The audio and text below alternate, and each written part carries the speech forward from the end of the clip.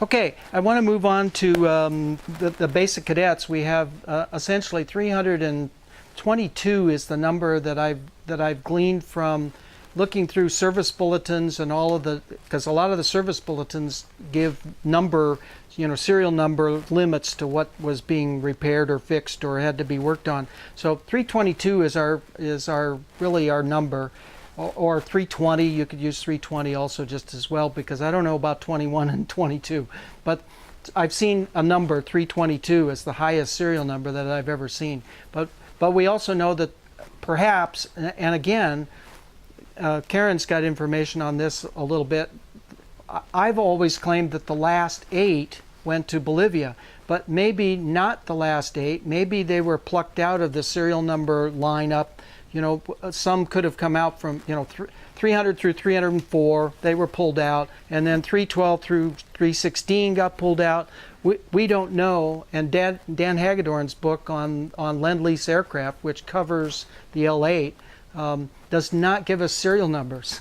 So we don't know which Interstate Cadets, but we do know that 8 of them went to Bolivia, and one of them has made a ghost appearance in Karen's beautiful cadet. So that's really nice, because we suspect that there's got to be nothing left of the original 8 Bolivian cadets. They've got to be gone. But that's what they look like, and that was the Lend-Lease L8. So if you're ever in a Jeopardy game or a contest of wits, the L8 was the Interstate Cadet, and there were 8 of them, or whatever, how that works. So that's the little sidebar on that. But the rest of them, out of that other 310 or 12 or however many you want to count, it was broken down into that, of course, that prototype airplane, and then the first 20 airplanes that came off the production line were unique in a couple of features. They were, of course, small tail, 65 Continental. The standard wing, of course, and then the features that made it unusual or different was that the elevator control cables came all the way to the rear stick. The front and rear stick, of course, were tied together, but the cables came off of the rear stick, which meant that the top cable came right through about where the back seat would normally have been.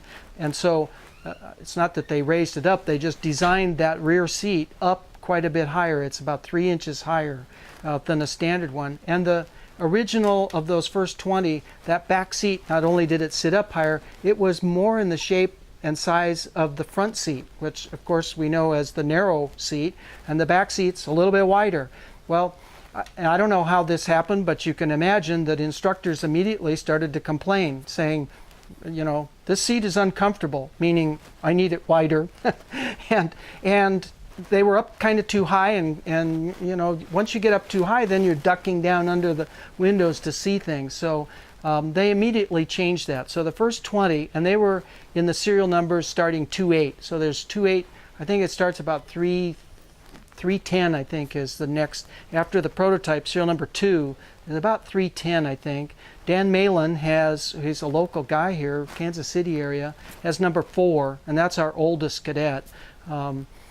And it's I think it's 312 is the end number. I'm not sure on that, but they ran those consecutive serial number end numbers, and then the next batch they changed that tail elevator column. They moved the seat down, widened it out for those wide body instructors who had to sit in the back, and a few other little changes, but not well. And of course, the big change was to our belt crank unit underneath for the elevator cables, and the push rod set up to that, which all the rest of them had from then on.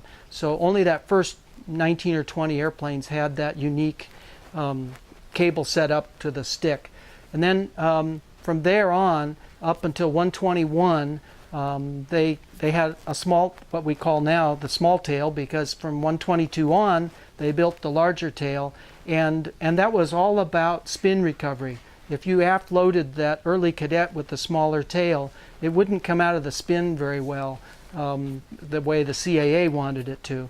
And so they decided, well, let's make a little bigger tail, bigger fin, bigger rudder, and that'll give us another 50 pounds in the baggage, or 40 in the baggage, but another 50 pounds gross, and it would come out of the spin just fine. So that was their solution to the problem. So from 122 on, we've got that large tail, and from then on with the large tail, you could do the 1250.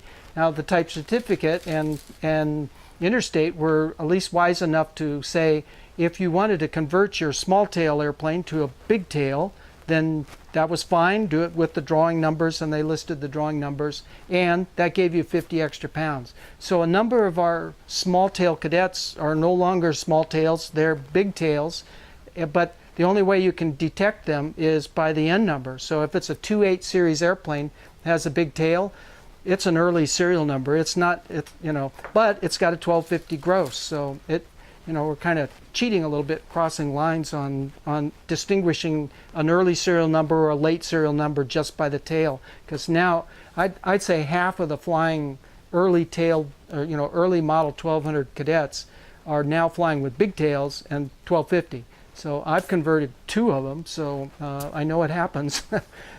But that 50 pounds is nice, because a 1200, there's one airplane that's flying with an 0200, and it's got a small tail, and it's 1200 gross. Well, you can put about half a tank and one light pilot in to get it to gross.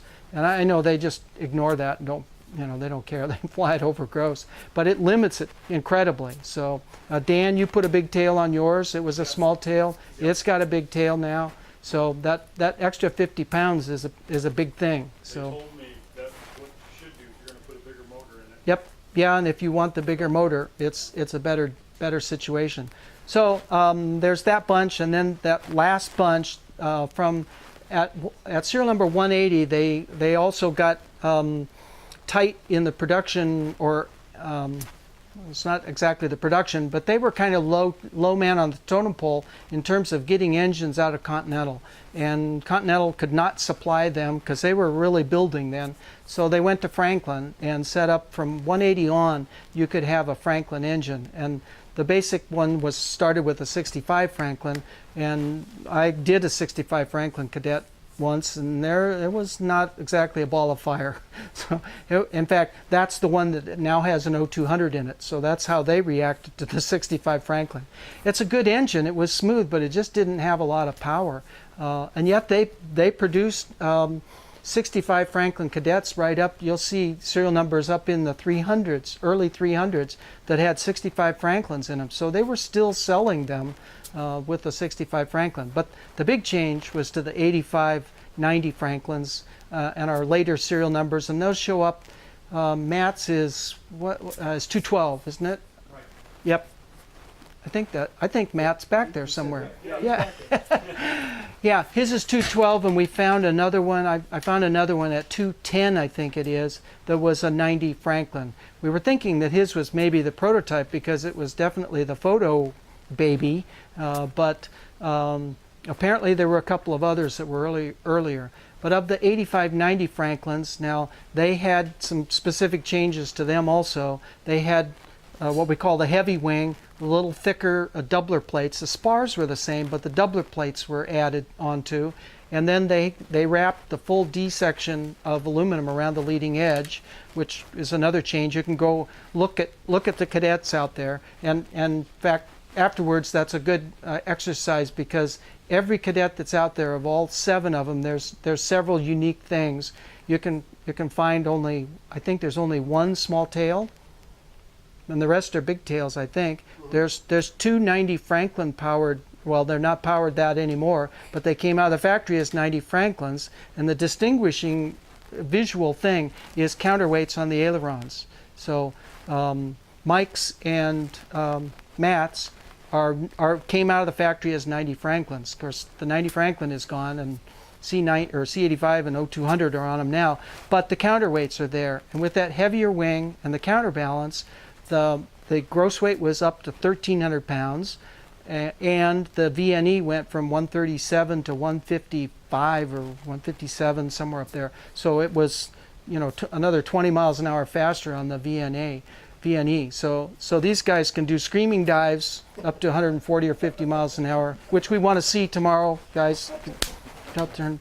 Don't hold your Yeah, I can hardly imagine going more than about 120 in a cadet, but 120 is just okay. That's fine. That's all we need to do here. So, but those are good, strong airplanes, and both of Kent Peach's airplanes are not 1,300-pound airplanes. But after seeing what he was doing with his wings, other people and myself said, Kent, you better do a full D-section, double your front spars, and make a heavy wing on your airshow cadets, because he was tearing them apart, wiggling them, twisting them. They were looking not too happy. So both of his airplanes, even though they're not 1,300-pound airplanes, I think they're 1250s, have heavy wings and stuff on them, but not counterbalanced ailerons, because he kept the early thing. Well, and that's another thing. Just because you've got a heavy wing doesn't mean you can necessarily go to 157 for your VNE. I've seen that written up, and it's wrong, because you've got to have the balanced ailerons to match that up. So anyway, that's a bunch of the identifying features on all of this good stuff, and my sound man is waving his hand.